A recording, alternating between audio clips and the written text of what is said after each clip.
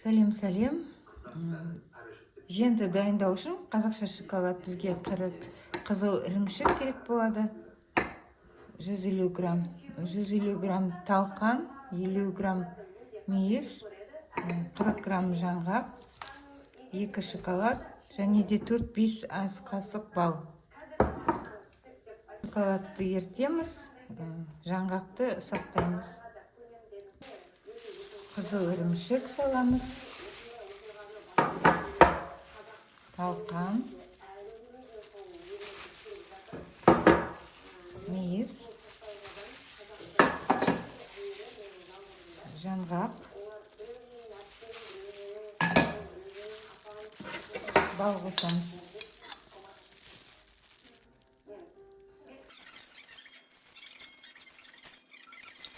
Енді араластырамыз. Енді осыны домалақтаймыз.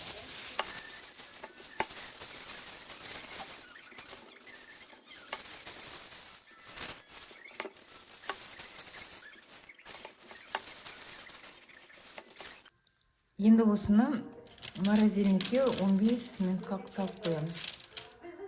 Енді осы жентті шоколадқа ұнатамыз. Шоколадқа батырамыз.